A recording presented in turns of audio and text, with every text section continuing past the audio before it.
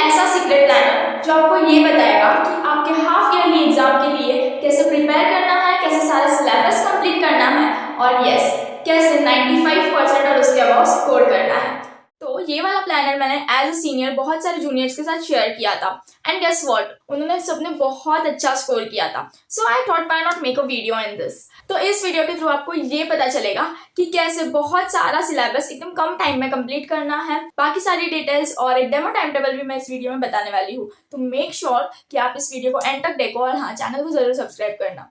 So hi everyone, I am Sia and I am here with the aim to make your education the most affordable and to make you avoid the mistakes, the most common mistake of your academic journey. तो ऐसे बहुत सारे बच्चे हैं जिनकी exams किसी की 15 days बाद है, किसी की 1 महीने बाद है, किसी की 1.5 महीने बाद है। लॉर्ड, मैंने जिन जिन स्टूडेंट से बात की ना, मुझे ना 3 मोस्ट कॉमन प्रॉब्लम समझ आया है जो बहुत सारे स्टूडेंट्स ने शेयर किया है। सबसे पहली चीज तो कि बहुत ज़्यादा सिलेबस बचा हुआ है, नहीं कंप्लीट हुआ है उनका सिलेबस। बहुत सारे रीजंस हो सकते हैं कि स्टार्टिंग में नहीं पढ़ा हो, तो इस रीजन से बहुत सारा सिलेबस बचा हुआ है। एंड सेकेंड थिंग, बहुत कम टाइम बचा हुआ है, अभी बहुत कम टाइम बचा हुआ है, सिलेबस बहुत ज़्यादा है। थर्ड मोस्ट इंपॉर्टेंट चीज़ तो ये है कि नहीं हो पाएगा ये वाला माइंडसेट, कि बहुत सारी चीज़ें, बहुत सारे थॉट्स चल रहे हैं माइंड में कि पेरेंट्स क्या सोचेंगे, पेरेंट्स की एक्सपेक्टेशन से, टीचर्स की एक्सपेक्टेशन से, अगर नहीं हो पाया तो क्या होगा।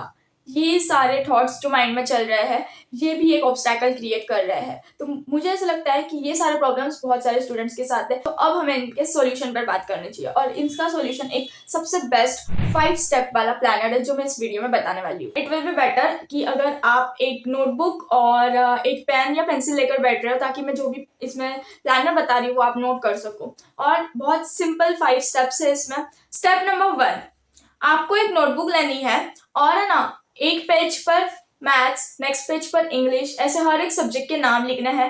हिस्ट्री, पॉलिटिकल साइंस, सारे सब्जेक्ट्स के, हिंदी, इंग्लिश, जो भी सारे सब्जेक्ट्स हैं उन सारे सब्जेक्ट के एक एक पेज पर सेपरेटली नाम लिख लो। Note down all the chapters जो आपको हाफ ईयरली एग्जाम के लिए आने वाले हैं। अगर आपने ऊपर मैथ्स लिखा है तो नीचे वो सारे चैप्टर्स लिखो जो मैथ्स के हाफ ईयरली एग्जाम सिलेबस में इंक्लूडेड है, वो सारे चैप्टर्स लिखो और यही सारी सेम चीजें दूसरे सब्जेक्ट्स के लिए भी फॉलो करो। तो first write down all those chapters जो आने वाले हैं। अब मान लो कि आपके पास जस्ट 15 डेज है जिसमें आपको ये सारा सिलेबस कंप्लीट करना है। तो पहली चीज तो इस सारे चैप्टर्स को देखकर ना माइंड में ये थॉट बना लो कि आप कर सकते हो, आप कर सकते हो। ये थॉट बनाना बहुत ज्यादा इंपॉर्टेंट है। पता है प्रॉब्लम क्या है, हम बहुत जल्दी हार मान जाते हैं और इसलिए हमें जो चीजें पॉसिबल है ना वो भी इम्पॉसिबल लगने लगती है। सो पहली चीज तो ये समझ लो कि कुछ भी इम्पॉसिबल नहीं है। थोड़ा डिफिकल्ट हो सकता है बट इम्पॉसिबल नहीं है, so you can do it. अब स्टेप नंबर 2, जो भी आपने चैप्टर्स लिखे ना उन्हें 3 कैटेगरीज में डिवाइड करना है।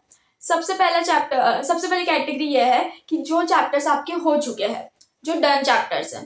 तो सपोज आपने ऊपर लिखा है सब्जेक्ट इंग्लिश और उसके नीचे वो सारे चैप्टर्स जो हाफ ईयरली एग्जाम में आने वाले हैं। उसमें से आपके जो जो चैप्टर्स हुए हैं, जो कंप्लीटली आपने पढ़े हुए हैं, लेक्चर्स हो गए हैं, रिवीजन हो गए हैं, बहुत अच्छी क्वेश्चन प्रैक्टिस भी हो चुकी है, उन सारे चैप्टर्स के आगे डन लिख देना। देन नेक्स्ट वो टाइप के चैप्टर्स है जो आपने लेक्चर्स वगैरह देखे हुए हैं, थोड़ा बहुत पढ़ा हुआ है, लेकिन हो सकता है कि क्वेश्चन प्रैक्टिस बची हुई है, तो उसके उन सारे चैप्टर्स के आगे आप पार्शियल लिख देना, पी करके कुछ भी ऐसे एक मार्क कर देना जिससे आपको ये समझे कि ये चैप्टर पार्शियली कंप्लीटेड है। एंड जो चैप्टर्स आपने बिल्कुल भी नहीं पढ़े हुए हैं या जो आपको समझ नहीं आते हैं, बहुत ज़्यादा डिफिकल्ट जा रहे हैं, जिनके आपने लेक्चर्स ही ना देखे हो सकता है, तो वो सारे चैप्टर्स को आपने को लिखना है लेफ्ट में। एल लिख दो, वहां पर टिक कर दो एल करके। तो ये सारे आपको 3 कैटेगरीज बनाने हैं हर एक चैप्टर के आगे और ये सारी चीजें आपको हर एक सब्जेक्ट के लिए फॉलो करनी है। Okay, done with our second step. Now let's move to third step. Now it's the time for the real game, मतलब हमारा टाइम टेबल डिजाइन करना, प्लानर बनाना।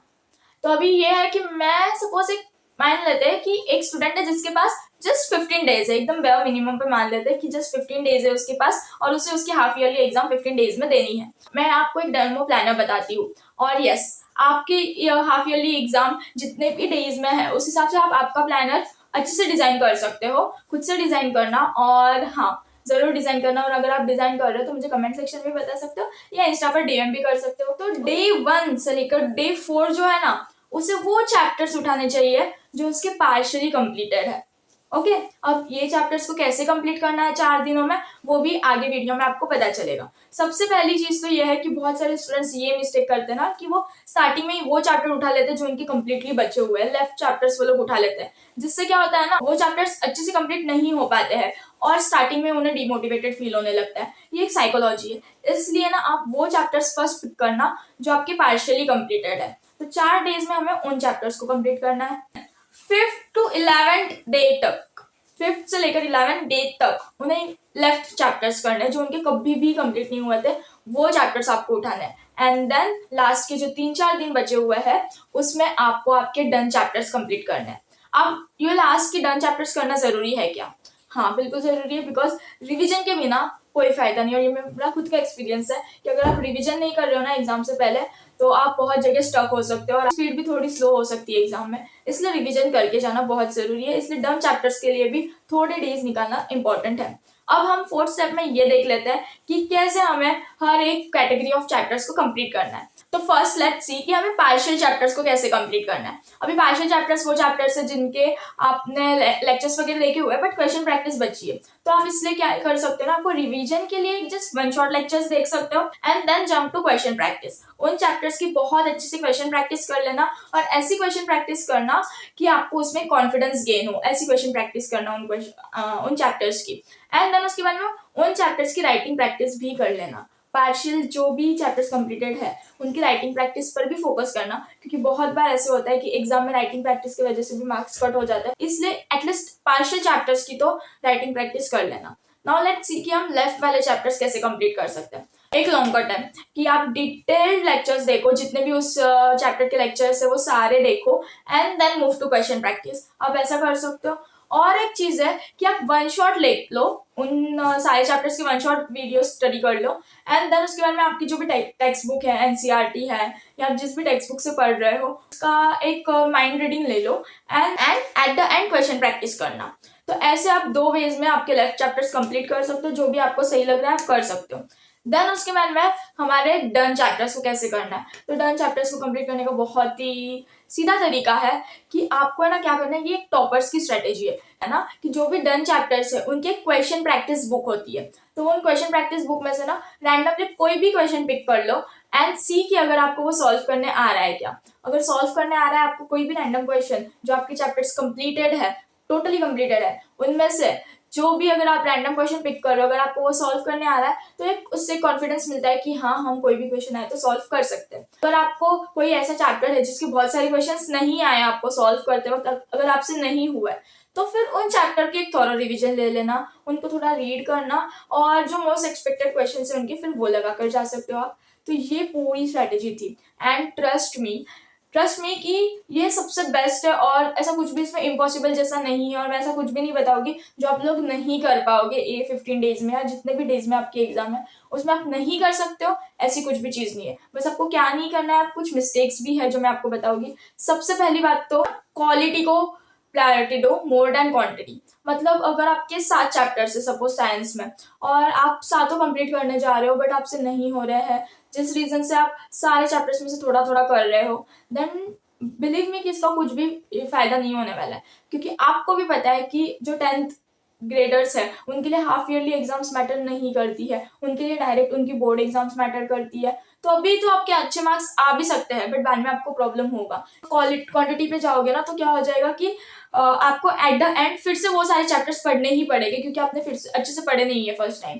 इसलिए अगर 4 से 5 चैप्टर्स भी आप पढ़ रहे हो, 2 चैप्टर्स नहीं पढ़ रहे हो ठीक है, बट 4 से 5 चैप्टर्स भी ऐसे पढ़ो ना कि आपको एंड तक वो याद रहे और ज्यादा उसमें मेहनत करने की जरूरत ना पड़े एंड में जाने के बाद। तो ऐसे प्रिपेयर करो अपने चैप्टर्स को। तो हाफ ईयरली एग्जाम्स के लिए ना क्वालिटी पर फोकस करो, क्वांटिटी पर नहीं।